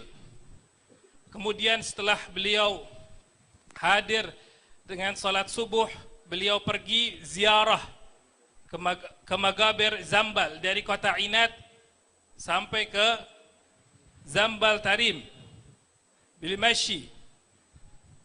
Bahkan ada riwayat mengatakan beliau yang mengisi girbah, tempat-tempat kamar mandi, mengikuti jadduhu Sayyid Zainal Abidin, Ali Zainal Abidin ibn Muhammad al-Baqir, Zainal Abidin ibn Hussein. Juga dinukil oleh Al-Habib Syekh Ahmad bin Hasan Ba Shu'aib. Beliau menukil bahwasanya Al-Habib Syekh Abu Bakar bin Salim termasuk adalah ulama yang yulazim qira'at al-minhaj, bahwasanya beliau itu membaca kitab minhaj 3 kali, Minhajut Talibin wa Umdatul Mustaftin, karangan al-Imam Muhyiddin An-Nawawi, 3 kali. Dan juga annahu tala al-ihya akthar min 70 atau min 40, Beliau sering yutali' kitab al-Ihya, hampir dari 40 kali hataman.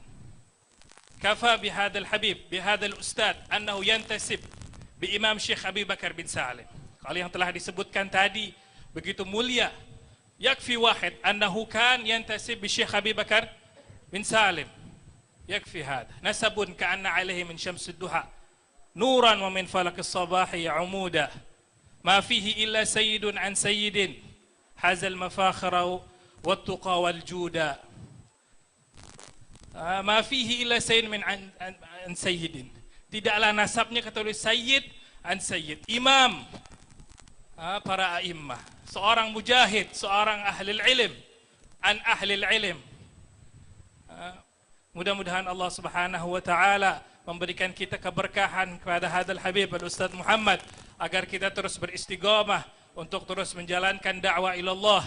Mudah-mudahan anak-anak beliau diberikan Allah Subhanahu wa taala istiqamah, dipanjangkan umurnya habaib kita, para syekh-syekh kita, dipanjangkan umurnya agar terus bisa membimbing para anak-anak muda seperti kita ini agar terus bisa istiqamah. Wal afu minkum.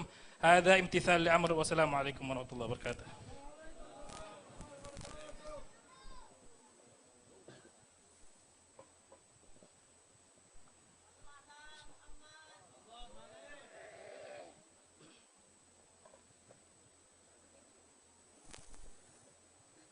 رب فانفعنا ببركتهم واهدنا الحسنى بحرمتهم وأمتنا في طريقتهم وأمتنا في طريقتهم وأمتنا في طريقتهم ومعافاة من الفتن. حمدا لرب خصنا بمحمد وأنقذنا من ظلمة الجهل والدياجر. الحمد لله الذي هدانا بعبده المختار من دعانا إليه بالإذن وقد نادانا لبيك يا من دلنا وهدانا. اللهم حقق مراد مشايخنا فينا وافتح قلوبهم لنا وافتح قلوبنا لهم. ربنا اغفر لنا والإخوان الذين سبقونا بالإيمان ولا تجعل في قلوبنا غلا للذين آمنوا ربنا إنك رؤوف رحيم. أما بعد.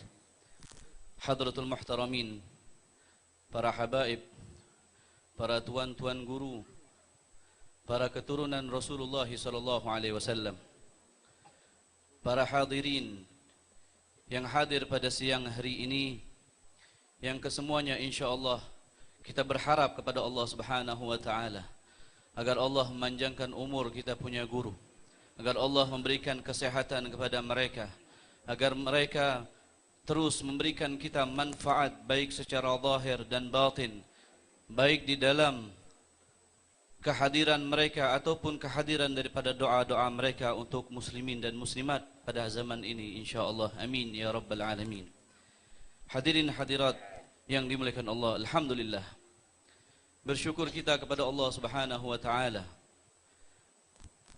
Di siang hari ini Allah memberikan kita kesempatan untuk mendapatkan keberkahan yang mungkin pada masa-masa seperti ini dibatasi, yang pada masa-masa seperti ini tidak seluas yang selalu kita istiqamahkan setiap tahunnya. Akan tetapi bersyukur kita kepada Allah Subhanahu wa taala atas kekuatan daripada doa para habaib, kekuatan daripada doa-doa orang-orang saleh yang kesemuanya menjadi rahmat bagi kita semua. Amin ya rabbal alamin. Hadirin hadirat yang dimuliakan Allah, dalam Al-Quran Allah Subhanahu wa taala berfirman, Ya ayyuhalladzina amanu taqullaha wa kunu ma'as-sadiqin. Allah berfirman di dalam Al-Quran, wahai orang-orang yang beriman, bertakwalah kalian kepada Allah Subhanahu wa taala. Bertakwa yang disandingkan oleh Allah dalam ayat tersebut dengan perkataan wa kunu ma'as-sadiqin. Berkumpullah, duduklah, bergabunglah dengan orang-orang yang sadik, yang tulus, yang ikhlas, selalu mengajarkan kita bagaimana untuk melakukan ibadah yang ikhlas, melakukan ibadah yang tulus kepada Allah Subhanahu wa taala. Di depan kita para habaib, orang-orang yang menjadi pewaris Rasul sallallahu alaihi wasallam, jikalau mereka bukan orang-orang yang dimaksud oleh Allah Subhanahu wa taala, wa kunu ma'as-sadiqin, siapa? Siapa yang kita harapkan jikalau bukan seperti mereka, as-sadiqin, di jalan Allah Subhanahu wa taala. Mereka lah para pewaris yang sempurna yang mereka dapatkan dari orang tua mereka, dari kakek mereka sampai bersambung kepada Rasul sallallahu alaihi wasallam. Yang disebutkan oleh penceramah sebelumnya, beliau mengatakan Sayyidina Syekh Abi Bakar bin Salim mempunyai keturunan az-zahabiyah, silsilah zahabiyah sampai kepada Rasul sallallahu alaihi wasallam. Sambungan emas yang beliau dapatkan begitu juga tidak terputus kepada Syekh Abi Bakar bin Salim, akan tapi kepada keturunannya, kepada Pangeran Syarif Ali bin Syekh Abi Bakar bin Salim, sampai kepada keturunan-keturunan mereka saat ini, yang kita mendapatkan keberkahan, yang kita mendapatkan karamah daripada akhlak yang mulia yang mereka turunkan kepada kita sekalian. Karamah yang mereka berikan pada kita bukan hanya bisa terbang, bukan hanya mengeluarkan karamah yang bisa menakjubkan mata kita, akan tapi jikalau akhlak yang mulia yang mereka miliki bukan karamah, maka apa yang kita dapatkan karamah daripada para aulia? Akhlak yang mereka tanamkan kepada mereka di dalam hati anak-anak mereka, di dalam hati adab yang mereka tanamkan kepada murid-murid mereka, itulah karamah. Maka pernah ditanya salah seorang daripada kaum salihin, orang saleh, orang hebat juga, pernah ditanya, wahai Habib, katanya, pernahkah engkau melihat karamah yang saat ini masih berada di kota Tarim? Maka dijawab oleh orang saleh tersebut, ya fulan, yang aku lihat karamah daripada orang-orang di kota Tarim saat ini adalah istiqamah mereka dan akhlak mereka. Istiqamah dan akhlak itulah adalah karamah yang terbesar yang dimiliki oleh para pewaris Rasul sallallahu alaihi wasallam. Dan kesempatan kita hadirin hadirat, yang saya diberikan kesempatan keberkahan daripada para habaib dan kemuliaan bagi saya tersendiri, bisa berbicara di depan mereka, yang saya harapkan nazar, yang saya harapkan pandangan, yang saya harapkan doa daripada para habaib. Akan tapi saya mengingatkan diri saya dan mengingatkan kita semua, kesempatan yang mulia ini, perkumpulan dengan para cucu Rasul sallallahu alaihi wasallam, adalah kesempatan yang sangat mulia di mana kita akan didengar doa kita, akan diampunkan dosa-dosa kita oleh Allah Subhanahu wa taala. Al-Habib Ali Al-Habsyi mengatakan, "Dza waqt taubatak ya 'asi idza batatub." Inilah waktu kita, inilah waktu kalian, wahai orang-orang yang selalu bermaksiat.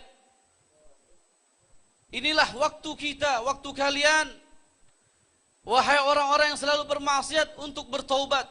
Jikalau tempat yang seperti ini bukan waktu bertaubat, maka waktu yang seperti apa? Maka tempat yang seperti apa yang kita cari? Hal yang seperti ini yang harus kita tanamkan di dalam diri kita. Hadir suatu acara yang membawa keberkahan, bukan hanya mendapatkan keberkahan, akan tapi kesempatan kita untuk bertaubat kepada Allah Subhanahu wa taala. Hadirin hadirat yang dimuliakan Allah Subhanahu wa taala. Dan sekali lagi saya ingin mengatakan kepada kalian, ini adalah suatu mukjizat yang kita rasakan dari Rasul sallallahu alaihi wasallam, seperti yang Rasulullah mengatakan di dalam doa pada malam Lailatul Zafaf Sayyidina Ali bin Abi Thalib bersama Sayyidatuna Fatimah Zahra. Rasulullah mengatakan kepada Sayyidina Ali, jangan melakukan apa-apa sebelum aku datang, kata Rasulullah. Ketika datang Rasul sallallahu alaihi wasallam, Rasulullah mendoakan kepada mereka berdua, Allahumma akhrij minhuma katsirut thayyib. Inilah katsirut thayyib. Inilah mukjizat yang Rasul sallallahu alaihi wasallam saat itu doakan, yang kita rasakan. Katsirut thayyib, keturunan daripada Sayyidina Ali dan Sayyidatuna Fatimah. Keturunan yang banyak sampai pada hari kiamat, yang thayyib, mereka orang-orang yang baik. Jikalau mereka bukan yang berdoa untuk menolak bala, maka bala akan turun kepada umat manusia yang sekarang ini berlumuran dengan fitnah, berlumuran dosa dan lain sebagainya. Hadirin hadirat yang dimuliakan Allah. Dan mudah-mudahan kita pun mendapatkan daripada keberkahan sahibul haul. Keberkahan inilah yang kita harapkan, sebagaimana Sayyidina Syekh Abi Bakar bin Salim mengatakan, nahnul kiramu faman atana qasidan nala as-sa'adata indama yalqana Mudah-mudahan dengan kedermawanan mereka, baik yang hadir ataupun hadir dengan arwahut tahirah mereka, para auliaus salihin, mudah-mudahan mereka yang dermawan memberikan kita apa yang kita hajatkan, berdoa kepada Allah, dan mereka membantu daripada hajat kita dikabulkan oleh Allah Subhanahu wa taala, dan apa yang kita sesalkan daripada dosa kesalahan, Allah Subhanahu wa taala ampunkan dosa-dosa kita. Dan ini saja yang bisa saya sampaikan, lebih kurang minta maaf. Wa ma gumna illa imtithal amr wa alafa minkum. Assalamualaikum warahmatullahi wabarakatuh.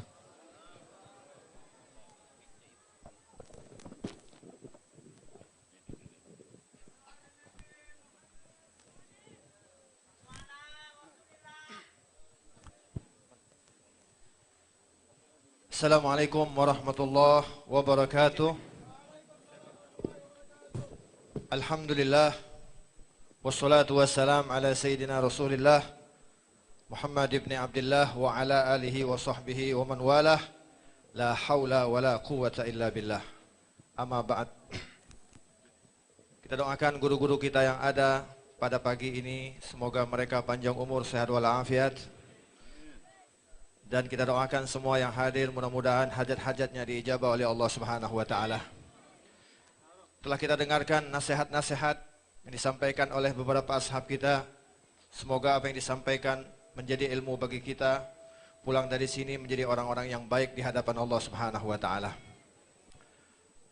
Ada seorang dari Bani suku Katham datang kepada Rasulullah sallallahu alaihi wasallam, maka orang ini langsung bertanya, apakah ada di antara kalian yang mengaku Nabi Muhammad sallallahu alaihi wasallam? Maka dijawab, na'am, ada Rasulullah sallallahu alaihi wasallam. Maka orang ini bertanya, ya Rasulullah, ayul a'mal ahabbu ilallah? Amal apa yang bisa mengundang cinta Allah? Amaliyah apa yang ketika kita lakukan maka kita mendapatkan kecintaan dari Allah Subhanahu wa taala?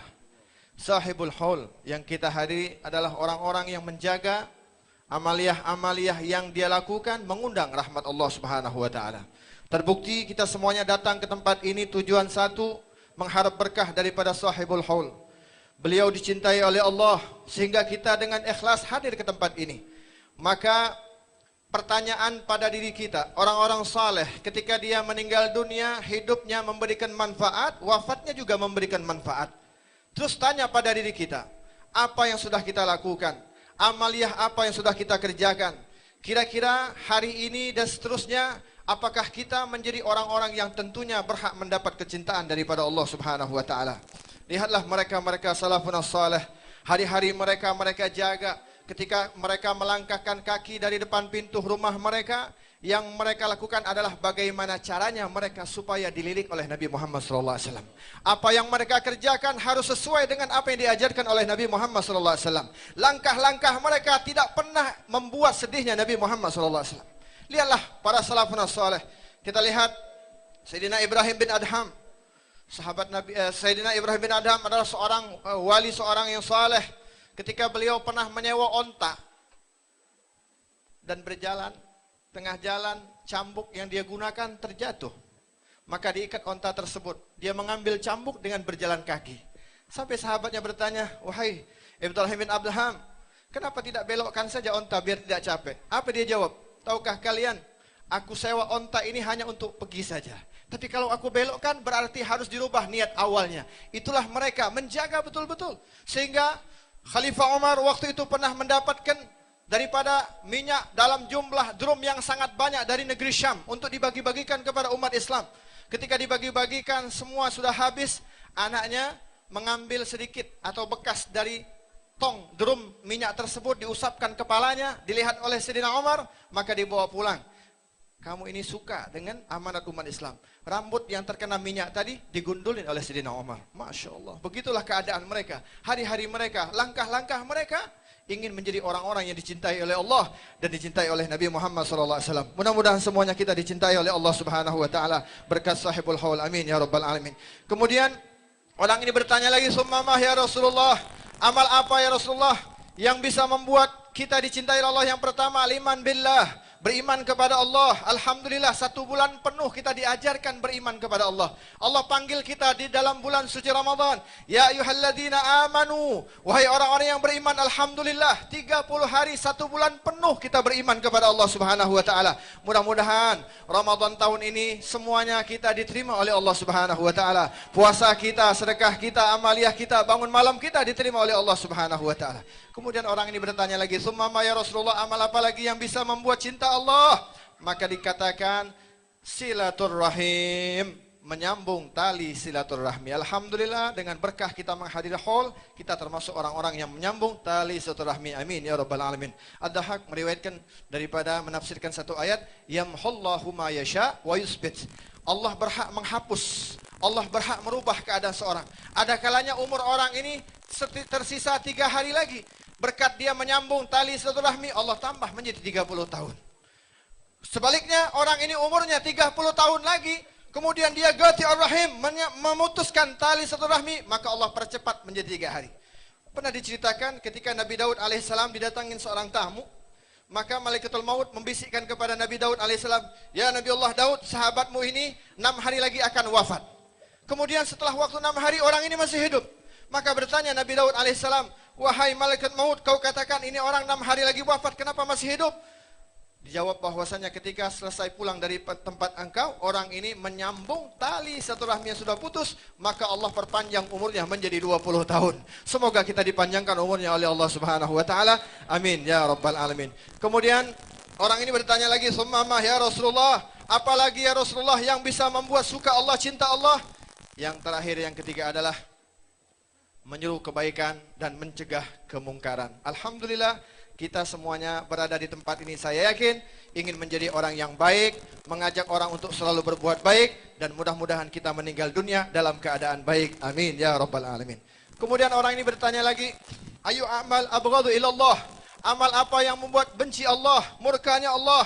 Kita lihat saat ini kita sedang diuji oleh Allah Subhanahu wa taala. Kita lihat zaman ini zaman yang kita di mana dihinakan oleh Allah Subhanahu wa taala. Majelis alim banyak, majelis taklim banyak. Kenapa diturunkan daripada bala musibah? Mungkin karena amaliyah 3 ini. Apa? Yang pertama, al-isyrik billah, syirik kepada Allah. Menduakan Allah, mengaku cinta, lisan cinta kepada Allah, akan tetapi amaliyah kita makin hari makin jauh daripada Allah Subhanahu wa taala. Amaliyah kita makin hari membuat nangis Nabi Muhammad sallallahu alaihi wasallam. Datang ke majelis taklim bukan tujuan mengambil berkah, tetapi mengambil manfaat yang tidak baik. Nauzubillah summa nauzubillah min dalik. Kemudian orang ini bertanya, "Apalagi ya Rasulullah amal yang membuat murkanya Allah?" Kemudian yang kedua, qati'atur rahim, memutuskan tali silaturahmi. La yadkhulul jannah, gate kata Nabi, tidak akan masuk surga orang-orang yang memutuskan tali silaturahmi. Alhamdulillah, ayo kita datangi, kunjungi majelis-majelis ilmu, insyaallah kita termasuk orang-orang yang menyambung tali silaturahmi. Amin ya rabbal alamin. Kemudian yang terakhir orang ini bertanya, "Summa ya Rasulullah, apalagi ya Rasulullah?" Perkara yang membuat murkanya Allah Subhanahu wa taala, kebalikan, yaitu mengajak orang berbuat jahat dan mencegah orang untuk berbuat baik. Semoga Allah Ta'ala panjangkan umur kita, panjang umur dalam taat kepada Allah. Kita doakan guru-guru kita, Al-Ustaz Hamidun Nagib Syekh Abu Bakar, panjang umur, sehat wal afiat. Guru-guru kita yang ada di sini, Ustaz Omar, Ustaz Hamid, Ustaz Muhsin, dan semua para habaib kita. Guru-guru kita, Ustaz Muhammad bin Allah Al-Habsi, semoga mereka panjang umur, sehat wal afiat, sehingga terus memberikan nasihat kepada kita. Berdirinya saya di sini terus terang tidak pantas karena perintah dari guru kita. Semoga menjadi manfaat untuk saya dan untuk semuanya. Amin ya rabbal alamin. Wal afu minkum jami'an. Wassalamualaikum warahmatullahi wabarakatuh.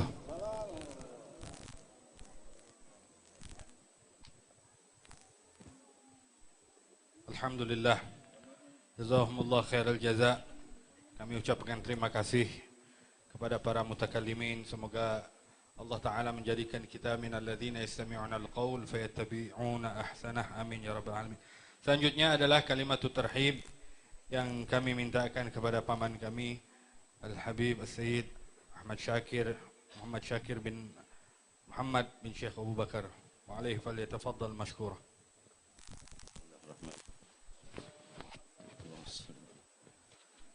Assalamualaikum warahmatullahi wabarakatuh. Ya Makkah, madza aqul wa fiki qad wulida ar-rasul يا طيبة ماذا أقول وفيك قد حل الرسول يا Palembang Darussalam ماذا أقول وفيك قد آتى آل بيت الرسول اللهم لك الحمد شكرا ولك المن فضلا وأنت ربنا حقا ونحن عبيدك رقا وأنت لم تزل لذلك أهلا اللهم صل وسلم على سيدنا محمد صاحب التاج والمعراج والبراك والعلم دافع البلاء والوباء والمرض والألم اسمه طاهر مطهر معطر منور من اسمه مكتوب مرفوع موضوع على اللوح والقلم شمس الضحى بدر الدجى نور الهدى مصباح الظلم بالقاسم سيد الكونين وشفيع الثقلين سيدنا محمد صلى الله عليه وآله وسلم سيد العرب والعجم نبي الحرمين محبوب عند رب المشرقين والمغربين فيا أيها المشتاقون إلى رؤيا جماله صلوا عليه وسلموا تسليما اللهم صل وسلم وبارك عليه وعلى آله وسلم الحمد لله معاشر الحاضرين والحاضرات. Kami atas nama keluarga besar dari almarhum sahibul haul Al-Habib Al-Walid Muhammad bin Hamid ibn Syekh Abi Bakar bin Salim mengucapkan terima kasih kepada semua hadirin yang bisa menghadiri acara haul beliau dan juga semua yang terlibat dalam acara ini, juga termasuk pada mereka yang menginginkan untuk hadir, insyaallah mendapatkan bagian sebagai orang yang hadir. Kami melakukan hal ini dikarenakan Rasul sallallahu alaihi wasallam mengatakan man la yashkurin nas la yashkurillah, sehingga kami harus juga menyampaikan ucapan terima kasih kepada kalian semuanya karena kepengen syukur kita kepada Allah diterima. Jadi kita ucapkan terima kasih. Memang kebetulan acara hari ini berbeda dengan beberapa kali acara yang sudah kita adakan. Biasanya ada acara agit dan nikah, tetapi hari ini ada acara yang cukup luar biasa. Tahun kemarin tidak dilaksanakan haul karena keadaan kita, sehingga tidak mungkin juga ada perayaan pernikahan di sini. Tetapi subhanallah ada 5 anak kira-kira yang ditasmiyah hari ini. Ini luar biasa. Tidak ada yang nikah tahun kemarin, tapi ada 5 orang yang ditasmiyah. Luar biasa. Ini berkah. Jadi yang mau nikahnya di tempat yang lain, tetapi mereka di sini. Ya, begitu. Mudah-mudahan dan insyaallah kita semua mendapatkan segala kebaikan dari Allah Subhanahu wa taala dan senantiasa dihubungkan dengan orang-orang soleh, dihubungkan kepada al-walid al-marhum ad-da'i ilallah al-hayy al-qayyum Muhammad bin Hamid Syekh Bakar bin Salim, terus sampai kepada jaddina al-azam sallallahu alaihi wasallam. Hadza ma aqulu lakum wal afu minkum. Assalamualaikum warahmatullahi wabarakatuh. Waalaikumsalam warahmatullahi wabarakatuh. Alhamdulillah, ma'asyiral hadirin, tibalah kita di penghujung acara, namun sebelum acara kita ditutup oleh talqinul dzikir oleh yang kami mintakan kepada Al-Habib Ustaz Muhsin bin Abdullah Al-Habsyi, kami mintakan doa usyifa kepada Al-Habib Umar Abdul Aziz bin Abdul Rahman bin Syahab, wa alaihi falyatafaddal mashkuran ma'jura. الفاتحة على نية أن الله يشفي هؤلاء المرضى منهم الحبيب سيد توفيق إسحاق بن شهاب والشريفة زينة بنت علي الهادي والسيد الحبيب عثمان بن شيخ الحبشي السيد فؤاد بن عبد الرحمن بن شهاب أن الله يشفيهم شفاء عاجلا على هذه النية وعلى كل نية صالحة وإلى حضرة النبي محمد صلى الله عليه وسلم. الفاتحة.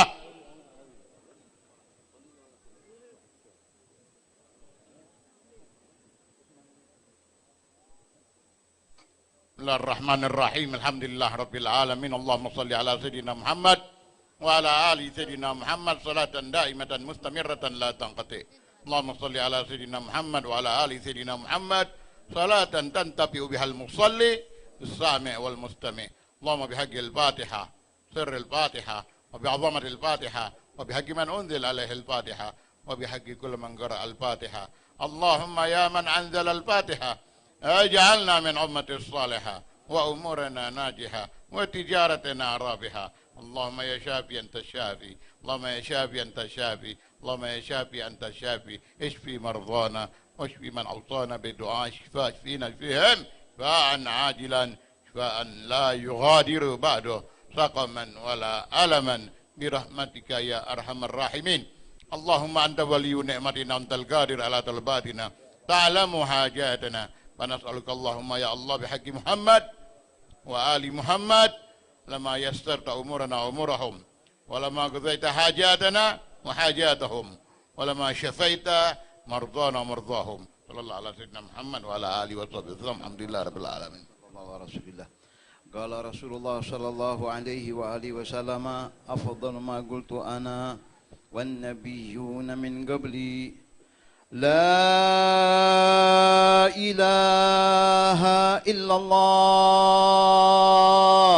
لا إله إلا الله لا إله إلا الله لا إله إلا الله لا إله إلا الله لا إله إلا الله محمد رسول الله محمد رسول صلى الله الله عليه وآله وسلم وشرف وكرم ومجد وعظم ورضي الله تعالى عن أهل بيته الطيبين الطاهرين وأصحابه الأكرمين وأزواجه الطاهرة وأمهات المؤمنين وعلينا معهم وفيهم برحمتك يا أرحم الراحمين. كلمة حق عليها النهاية وعليها نموت وعليها وبها نبث إن شاء الله من الآمنين آمين. اللهم اجعل جمعنا هذا جمعا مرحوما وتبرقنا من بعده تبرقا معصوما ولا تجعلنا من فينا وما حولنا شقيا مطرودا ومحروما. اللهم احفظنا فيما أمرتنا واحفظنا عما نهيتنا واحفظ علينا ما أعطيتنا. وصلى الله على سيدنا محمد وعلى آله وسلم. الحمد لله رب العالمين. العفو. Alhamdulillah. Masyarakat hadirin, sebelum kita menikmati santapan jasmani, mari kita bersama melaksanakan ibadah salat zuhur berjamaah.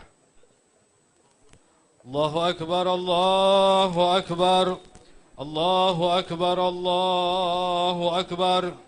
Asyhadu an la ilaha illallah. Asyhadu